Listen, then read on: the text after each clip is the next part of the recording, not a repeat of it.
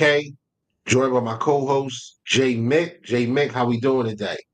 Man, it's the last week of the season, man. I've had to endure a horrible season, so I'm glad that this is the last week of the season, man. Well, not the last week of the season for everybody, but we are gearing up for the playoffs. And unfortunately for most teams, the season does end after this week. Football is starting to wind down. We got college bowl games going on. Uh, the draft process is starting to kick off. People are knocking out these mock drafts, doing their prospect evaluations, et cetera, et cetera. But we are gearing up for the playoffs, the NFL playoffs. It's where the games mean more. So we're going to talk about the game of the week first. And Jay Mick, I'm going to lead off with you. Which game do you have as the game of the week? I think this is the easiest week I've ever done this because most of these games this week really don't mean a whole bunch, or you got one team that it means a lot to the other team that it doesn't. I think obviously like the NFL is giving you what the game of the week is on Sunday Night Football, Vikings and Lions.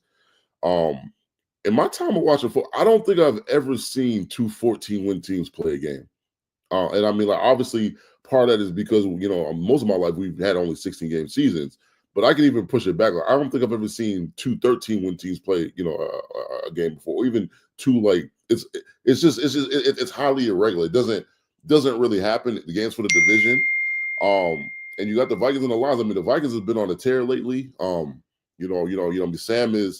been playing really well. And I mean, like I'll be, I'm one of the people to tell you in the offseason, I didn't think he was going to be this good, but I think. For me, it's watching him in the AFC East with the Jets. I mean, I didn't think too highly of Sam Darnold, but I mean, he proved me wrong. And I mean, like, I can admit when I'm wrong. And I mean, I was definitely wrong.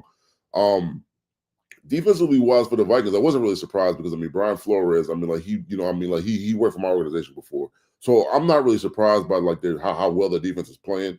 Like defense started to turn around the year before. And then like this year, he got some more draft picks in and some free agents in, and the defense has been playing really good. And I mean like that blitz scheme is just hard to defend, especially if you don't have a good offensive line. Luckily for the Lions, they have a good offensive line. So I mean like that's what makes this game so intriguing to me.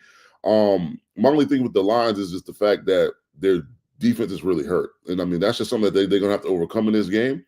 But I'm looking forward to this game. So Yeah, that was one that I was looking. I looked at it.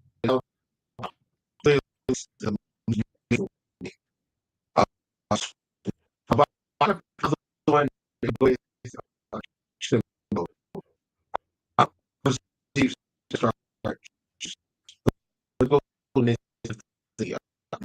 I think you're breaking up a little bit. This game, these three teams right now. The Dolphins are playing the Jets. The Dolphins playing the Jets. The Dolphins really need to beat the Jets in order to keep their playoff hope alive. The Steelers are playing the Bengals. The Bengals need to win that game in order to keep their playoff hopes alive as well. And the Steelers, they probably want to win that game against the Bengals in order to preserve themselves in the fifth spot. Or if the Browns can somehow miraculously beat the Ravens, they can have a chance. The Steelers can come back in and steal that division and end up as the 3 seed and have a home game at least for the first round of the playoffs, the wild card game. So, Chiefs versus Broncos. Last time they played, it ended with a blocked field goal. The Chiefs have gotten better, but they're not going to play a lot of their starters. A couple meaningful guys are already listed as out. Pacheco's out. I want to say Hollywood Brown is out as well, I believe. So there's a bunch of guys that they're just not going to play. You probably will see, Mahomes play a series. A couple other guys that are starters come in and play like a series and then sit down because they're locked into the 1 seed. They've got first round buys. They home throughout the playoffs until if they reach Super Bowl, obviously that's at a neutral site, but. Ultimately, like that Chiefs Broncos game has implications for a lot of other teams, and because it's Sunday and not today, the teams that are playing today have to operate under the assumption that the Broncos are going to win that game. If you're the Broncos, you definitely want to punch your ticket. You control your own destiny here. You got to take care of business. So that's a big game for a few teams in the playoffs on the AFC side. All right, so we'll move right along, and we will go to. We're gonna move right along and go to upset of the week. I will start off with the upset of the week. I really don't want to do this, but I don't like the way that they've played recently. I'm gonna go with the Bears beating the Packers. I feel like the Packers have sustained some injuries. Jordan Love to me plays a little inconsistent, too inconsistent for my liking. Um, they lost a big game against Minnesota last week. I mean, it's just not. You want to go into the end of the year, into the playoffs, playing great football. I don't think they have so far, especially as of late. So I'm going to take the Bears over the Packers. I feel like the Bears are due. Caleb Williams has had a rough rookie season, and I don't know, man. I'm just kind of going with my gut. I also thought about the Panthers beating the Falcons, but Michael Penix looked good, man. So I don't want to put that bad juju on him yet. What you got, J Mick? For upset of the week, I actually took the Bengals and the Steelers. Surprisingly, the Bengals are favored in the game. To me, and I just going into Pittsburgh and playing, bro. That's not an easy thing to do. Especially for Cincinnati because their defense struggles. I mean, like their defense has issues, and I think if you watch the Steelers against good defenses, their offense struggles, but their offense against like mediocre to bad defenses, they don't tend to struggle. They put up points. And I just think that the Steelers had a rough stretch. I think they had 3 games in like 12 days or something like that. They had a rough stretch where they were playing the Chiefs, the Texans, and I believe it was the Eagles. That was their stretch. Yeah, So I mean, let's just face it. Like, if you compare them 3 games to the Bengals, like this Bengals game has been the easiest game that they've had the last 4 weeks. And I think it's I think for the Steelers, it's a good time for the defense to rebound, and I mean like also for the offense to rebound. And I think they're like dogs at home by like 3.5, 4 points, something like that. And I just think in that spot, like Tomlin is the master, motivator. And I just think he's going to have his guys ready today because I believe the game is. I think the game is at 4 p.m. today. yeah, So I mean, it's a Saturday kickoff. I mean, they've had about 10, 11 days off to prepare for this game. I mean, it's inside the division. So I mean, they know the opponent. I mean, the Bengals aren't just going to lay down. Or like it's kind of like you were saying earlier. Like they're playing for their like playoff lives. They have to win, and they need 2 other teams to lose. So I do expect the Bengals to come out there firing, but I just don't think it's going to be enough. So I see the Steelers winning that game. yeah. The Steelers, they had a stretch where they played the Eagles, Ravens, and Chiefs like back to back to back. And they did it with a lot of injuries. They're getting some of those guys back defensively. They're getting Dante Jackson back. They got Corey Trice that they'll probably play on the outside. JPJ may play as well. So they got a lot of their dogs back. And I mean, if you're Russell Wilson, you want to like you're basically auditioning right now for the upcoming free agency period at the end of the year, or when the season's over. You want to keep playing. You got to play well down the stretch. There's a few teams that's going to need a bridge quarterback, so he's got an opportunity to go in and secure himself a contract for next year and keep some money in Sierra's pocket. All right, let's go. Sierra might have more money than him though, but I don't know. That's All right, well, let's go with executive of the year. Who do you have? For executive of the year. executive. Yeah, I gotta go with Adam Peters down there in DC, man. Like, I mean, to take a team that only won 4 games, they're sitting at 11 wins right now. They have an opportunity, I think, to win 12 if they win this week. That's a complete turnaround. Like you don't see a lot of I mean, organizations be able to turn around that fast. I mean, but it helps when you know, I mean, like it's not a one faceted thing for them, like for him. Like the guys that he picked up in free agency have definitely worked out. You know, like the draft, I believe they had what 5 or 6 picks in the top 100. And like a lot of those guys that they picked have actually worked out really well for them. And so I mean, like there are a couple other guys. Like I could have looked at the executive up in Minnesota because I mean, like you know, I mean nobody expected them to win as many games as they won, but I just think it's fair to give it to Adam Peterson. I mean, DC personally. Yeah, nailing the quarterback is huge when you're able to, and you nail the quarterback when you don't have the first pick overall is big time. So yeah, absolutely. I look at that and I say to myself, is it the GM or is it the coach? Because that defense is playing amazing without a ton of high level talent. I think we got to give him a lot of credit for the draft for drafting Mike Sandstrom, who from Michigan. That kid was supposed to come in and be a slot corner. They're playing him on the boundary, and he's playing well. He cut bait with Emmanuel Forbes, who just kind of didn't pan out for them. They traded away a lot of talent. This team is still locked into a playoff spot, and I wouldn't be surprised if they were able to upset, whoever they match up with in the first round. I gotta agree with you. I want to just give Brad Holmes a little credit for the job he's done. I mean, they've had a ton of injuries. The team still has 14 wins. Um, I mean, they're poised to win. They win one more game and they're the 1 seed in the NFC. So he's done an excellent job. And I mean, they have been hit with injury after injury after injury. At one point, they had like 21 guys on IR. It's crazy, and they're still managing to, they're still managing to compete every week and um and win games. So credit to him. And one more honorable mention. I got to throw my guy in there. I got to throw my guy in there, man. Shout out to Brandon Bean, man. A lot of people looked at the Bills and said, wow, they traded away all of this talent, traded away all of these guys. And if the Bills win this game, they're gonna set the record for if they win on Sunday, they'll set the franchise record for wins in the season with 14. And you know, they nailed he was part of the group that nailed the Josh Allen pick.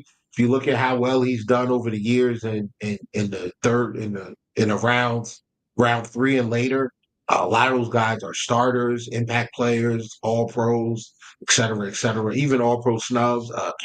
Christian Benford, all pro snub, Pro Bowl snub. Yeah, like I mean, he's done a great job. So it's definitely a tight race. I do think the GM in Washington will get it. Will end up getting it. And Peters, I think he will get it. But there's definitely a story, or there's definitely an argument for a couple other guys. All right, Coach of the Year. Um, I want to go with Dan Quinn, but I got to go with Kevin O'Connell. Man, like the Minnesota Vikings. They're what 14 wins right now, with a chance to be the number 1 seed in the NFC. When Buffalo made a trade with the Vikings to acquire a second round pick in the draft, and I'm thinking to myself like, wow, all Bills fans pretty much are thinking like, man, we need to have damn near a late first round pick because Minnesota's going to be terrible. They lost their starting quarterback in the preseason. They throw in the retread of Sam Darnold. They lost guys on the defensive line. Gennard, they brought him in, but they lost Daniil Hunter. One of their rookies died before being able to really get out there and ball out. Kyrie Jackson, was he a rookie? No, he was a rookie last year, right? Yeah, I think I think this year, like he's a second year player this year. Going into a second year, right? So, hey D, take that Steelers jersey off. No, I'm just playing. Um, yeah, like they lost it. They had tragedy early. You lose, yeah. I mean, they lost a ton of guys, running backs, et cetera, et cetera. You bring in Aaron Jones, bring in Sam Darnold. Um, and they lost. I think they lost guys on the O line as well, and they just continue to win. And it's clear like Kevin McConnell has done an excellent job with that team. Uh, I wouldn't be surprised if they got Coach of the Year and Coordinator of the Year because Brian Flores as well has done a great job with that defense full of guys that are unheralded and throwaway guys really. So he was a rookie. Okay, DC guy too. Yeah. Yep. Sad story, bro. Sad story. What you got though? I mean, I was kind of going on the same lines as you. Like, I wanted to give it to Dan Campbell because I thought Dan Campbell could have won it last year. Wanted to give it to Dan Campbell, but like the Vikings, the coaching job that he did with the Vikings, like I said earlier, I mean, nobody expected the Vikings to be here. I mean, first of all, they drafted JJ McCarthy. Some people really high on JJ, some people weren't. JJ gets hurt. And I mean, luckily for them, they had signed Sam Darnold in the offseason. Like I said before, I wasn't a believer. I mean, he really coached up Sam Darnold into this offense, and the offense just, I mean, took off. And I mean, like you had mentioned, like, I mean, like Darisaw, one of the better left tackles in football. I mean, like he goes down the middle of the season, like they make a trade for Cam Robinson.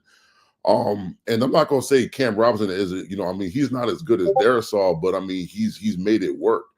And so I mean, like the funny thing with the Vikings, I mean, the O-line, it's a solid O-line. It's not like people don't talk about the Vikings O-line like it's the best O-line in football either. So it's a solid line, and they're getting the job done. And defensively, I mean, Brian Flores has really done his thing. I think they signed Stephon Gilmore later in the offseason. I think it was right before camp. And so I mean, like, I mean, coming from experience, I mean, like Stephon Gilmore he's still a really good corner. I mean, even though he's over 30. And I mean, he's kind of shown that this year. And I mean, like the defense, it's kind of what you said, like they lost two pieces off the defense, but I mean, they added Jonathan Grenard. And they added Van Ginkel, and I mean, like those moves have been seamless. And so I mean, you got to give, I mean, like KOC a bunch of credit.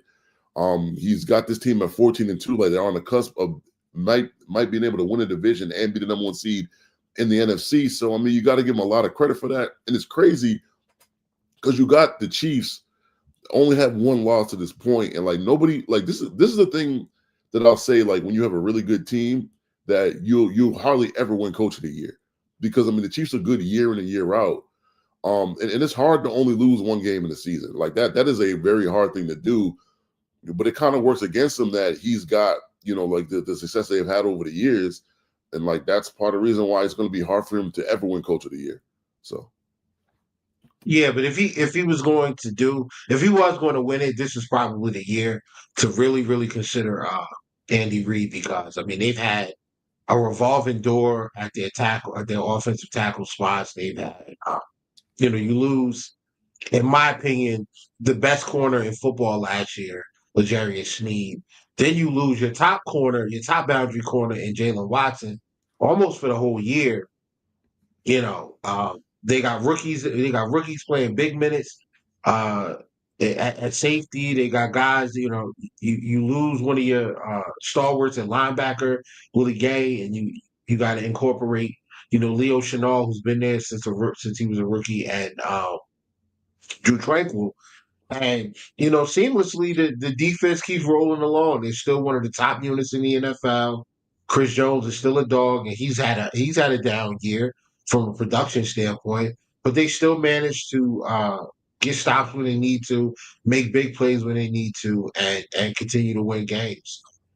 On the cusp of going 16-1, probably 15-2 if Denver wins tomorrow, but still an excellent record. But yeah, you're right, man. All right, Rookie of the Year. You can lead off with this one. I mean, I think we're both gonna probably have the same guy. I mean, this is pretty much a slam dunk kind of thing. I mean, you got to go Jaden Daniels, man. Like I don't think you have a choice, because going into the season, like I mean, I've always been a Jaden believer, like in the draft process. Like I always believed in Jaden. Like I was in the top 3.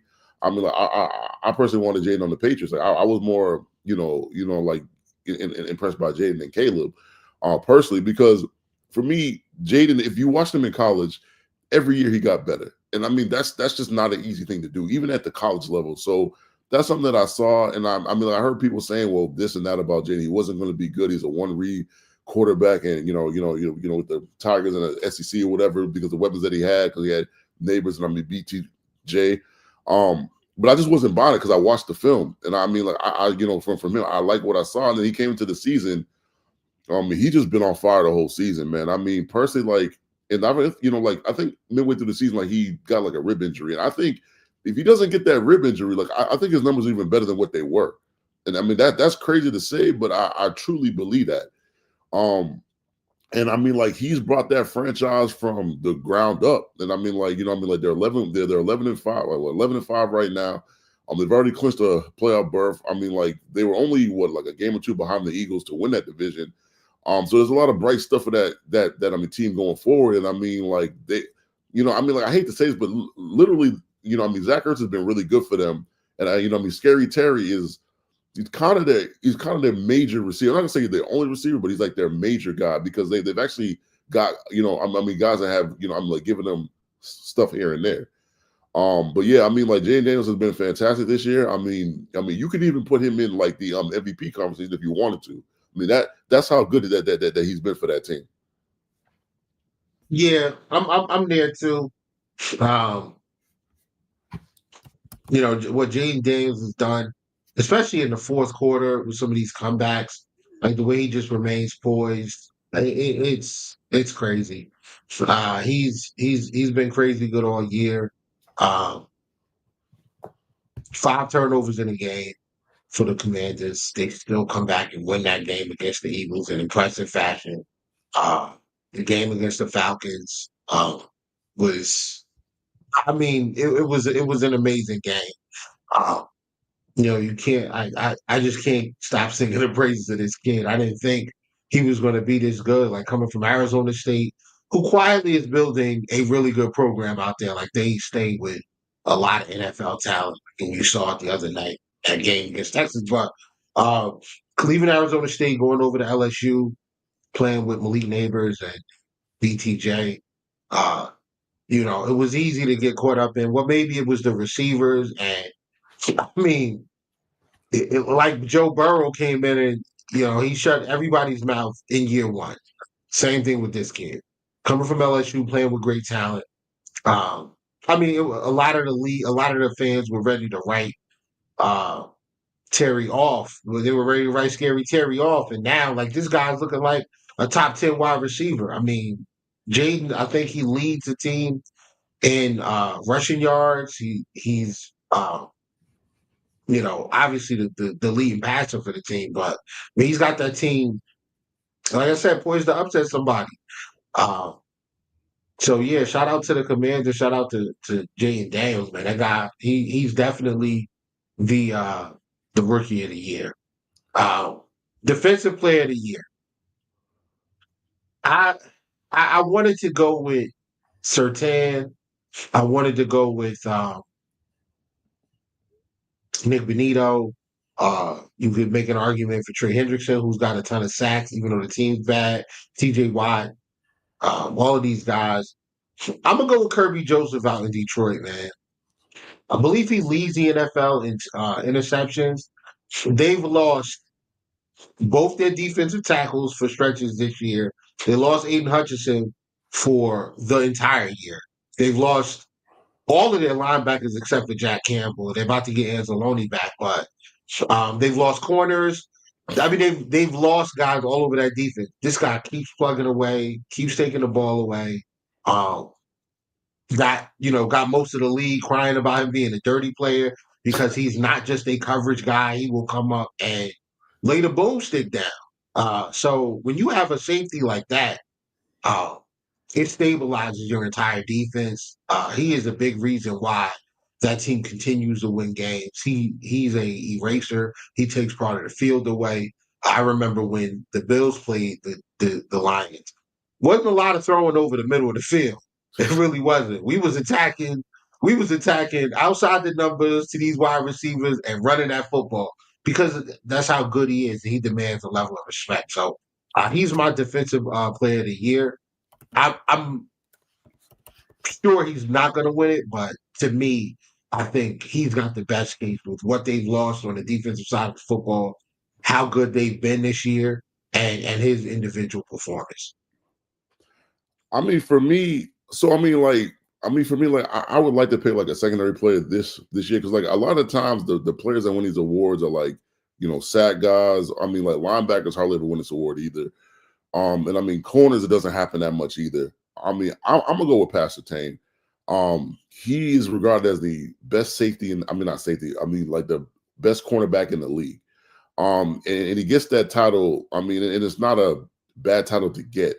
I mean, that's how I view him. Like, he's literally to me, like, I mean, he can do whatever you need him to do. I mean, he's a good tackler. I mean, he can play man, he can play zone. I mean, he can do. I mean, like you bring him on the blitz, he can pretty much do whatever you need him to do. And I mean, he's had an impact on that team because I mean, like we have to remember that defense had, I mean, serious issues last year. I mean, they weren't as good as they were this year. And if you remember last year, like they had that Dolphins game where they gave up 70 points. Yeah.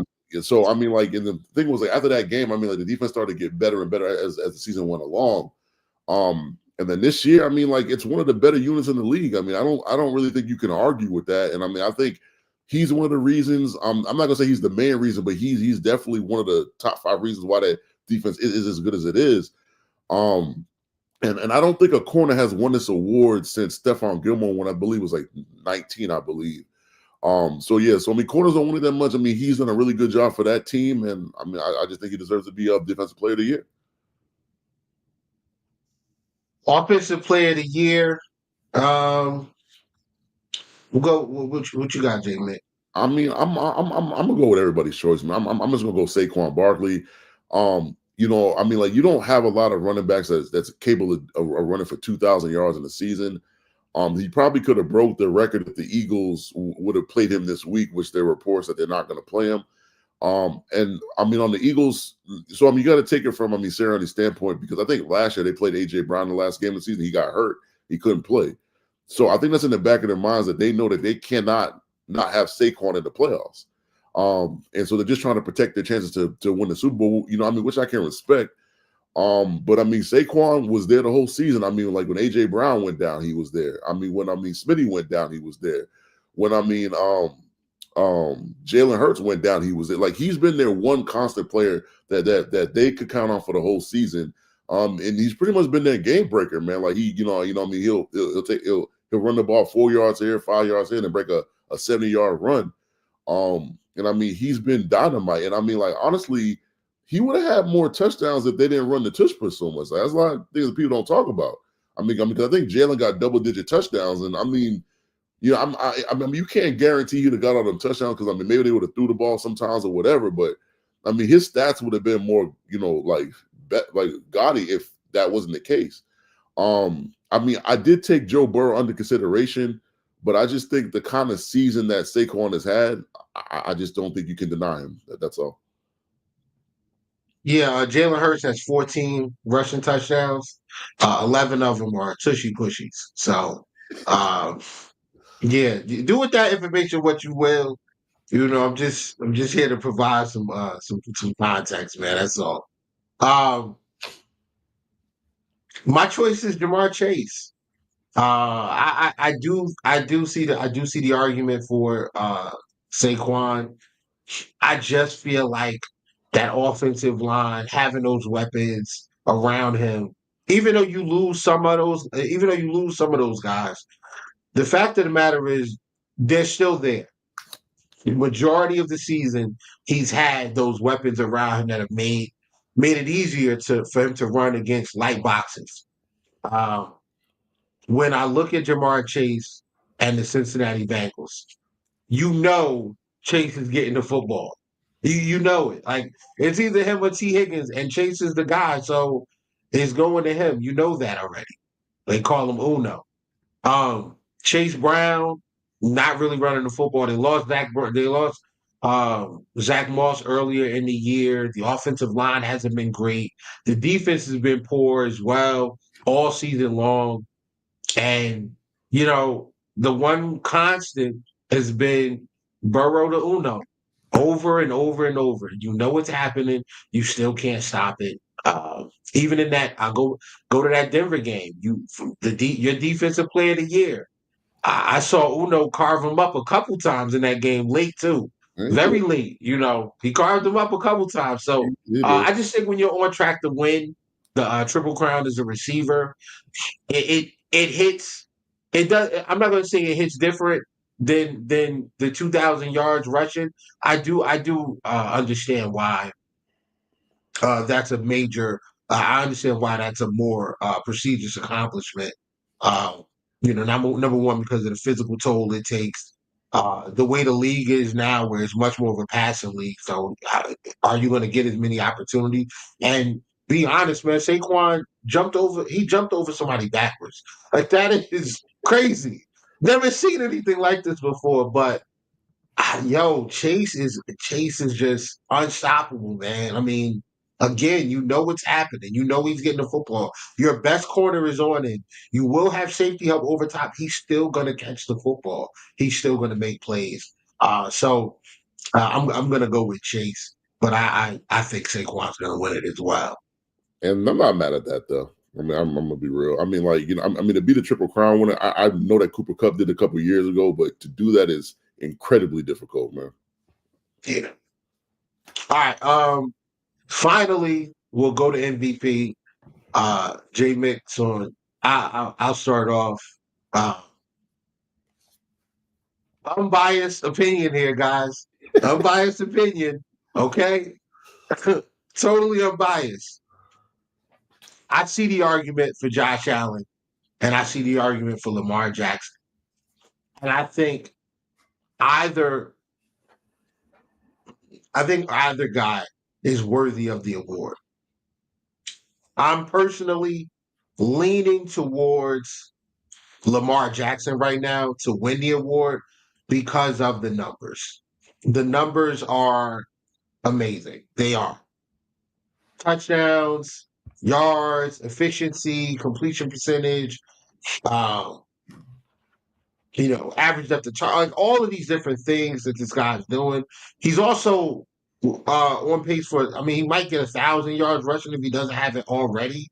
Um, so if the voters are looking at this from a statistical viewpoint and saying, based on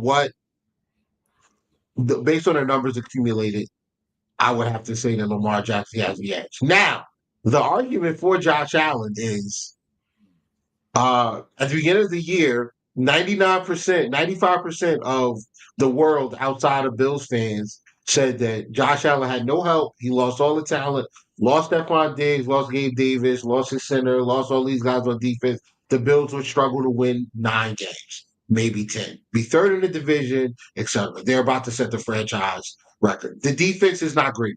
The defense has hovered around middle of the pack. Now they are on the lower end of the spectrum when it comes to yards allowed, in passing, rushing, total yards, etc., things like that. The one area that the defense excels in is taking the football away. Those are opportunistic situations, but Josh Allen took a bunch of really nobodies, like a bunch of guys that, I mean, Pete, you can say what you want about how, Shakir's so good. Bro, he's a fifth round pick. Like a lot of people passed on him for multiple rounds, and the Bills were able to get to him. Dawson Knox was damn near written off as they drafted Kincaid, and there was talks of maybe moving on from him and trade and all these different things. And, James Cook is a nice back, but I asked Jet fans in the beginning of the year, what did they think of James Cook when compared to Brees Hall? And they told me Brees Hall and James Cook are not even in the same stratosphere. Brees Hall is light years better. The numbers don't say that. Josh Allen accounts for 80% of the offensive yards for the Buffalo Bills. I believe it might be a little bit more now after this last game. Um, Keon Coleman was viewed as a guy that was going to be a bust because he doesn't separate. And honestly, the Buffalo Bills pass catching group is third lowest in the NFL in separation score. So he's putting up comparable numbers to Lamar Jackson in all of these passing categories. From an EPA standpoint, I believe he's 1 or 2, and he's doing it with a lot less talent. Lamar Jackson and the Ravens have 9 Pro Bowlers. The Buffalo Bills have 2. Uh, there is no 1,000-yard receiver. There is no 1,000-yard running back for the Buffalo Bills, and yet here we are at 14, with the opportunity to be 14-3, uh, provided the Bills beat the Patriots tomorrow. I'm gonna say it's Josh Allen because I think when you're talking about MVP, it transcends just the statistical output. I think it's when you look at it from the standpoint of if you take this man off of this team, what do you think this team does? And I think this team is a 3 or 4 win team without Josh Allen. You take Lamar Jackson off the Ravens, they still have Derrick Henry, they still have Zay Flowers. Like these guys, the combination of those 2 guys is going to create opportunities for everybody else. So I think it's close. I wouldn't wouldn't be surprised if they were co MVPs, but I'm going to give the edge slightly to Josh Allen because of the narrative surrounding the team and where they currently are. Yeah. So for me, before I get into who I'm going to pick, I'm going to give kudos to 3 guys. I mean, these guys they're not going to win it, but I'm going to give them kudos anyways. I'm going to give to Saquon Barkley. I'm going to give to Jared Goff and to Sam Darnold. Like any other year, they would be in serious contention to win the MVP. But unfortunately, there's 2 guys in front of them that are just having phenomenal years, and that's just not the case. So I'm going to salute those guys because like those 3 guys have had really good seasons. I'm not taking that away from their seasons. They've helped their team win a lot of games because all 3 of them guys are going to the playoffs. Their teams have well over double-digit wins, and they've done a lot to help their team get to that point. But to me, the main 2 candidates, like you said, are Josh Allen and Lamar Jackson. Like those are the 2 main guys. And I mean, like Lamar, his numbers are fantastic. But my issue is I can only go off how the voters did this last year. I'm not going to change the criteria this year because it's different than last year because like the numbers are so much better than they were last year. I can't, I mean, last year, like they said it was about narrative and moments. And if you take that same criteria, I think you have to kind of go with Josh. I don't think you have too much of a choice. Now, I mean, if there's a possibility for it to be co-MVPs, I would definitely be a fan of that. But if you know how the MVP voting works, it's not just you vote for one person. It's like rank voting. It goes, I think it goes from like 1 to 4, 1 to 5. I mean, you have first place votes, second place votes, and so on. And I just think though that system makes it so incredibly hard to get co-MVPs that the voters would have to collude for that to happen. Like I don't. So I mean, if they were to win co-MVPs, I think that would be justified. I wouldn't have any issue with it. I mean, if Lamar wins, it's justified. If Josh wins, it's justified. Like, I mean, like, I've heard talk about it being like a Joel Embiid MVP, and I just don't believe that. I mean, like both guys have been fantastic for their teams. I mean, like both guys have driven their teams to where they're going to be. 2 and 3 seeds in the AFC. But if it was on me, I'm picking Josh Allen because you just got to look at the teams that the both of them are on. Josh Allen, granted, has a really good offensive line, but the weapons that he has are just, I mean, let's just face it, they're not, like he's not playing with all pros. He's not. I mean, like, his wide receivers, I mean, like, I like Shakir. I like Keon. I mean, Kincaid and Knox. I like them as tight ends. And I like James Cook. But like they're not of the same caliber of what Lamar has to work with. It's just the facts are the facts. And if you go off like the narratives, like I said, the narratives and the moments. I mean, Josh Allen's narrative is that nobody. I don't say nobody. A lot of people didn't pick them to win the AFC East. I wasn't one of them people, but there's a lot of media pundits that just they had them finishing third. Because like they thought that this was their reset year, and to win 13 or 14 games in your reset year is that's quite a year. And then you have that point, and I mean, like, what also raises their defense isn't as good as it has been the last couple of years in the regular season. It just hasn't.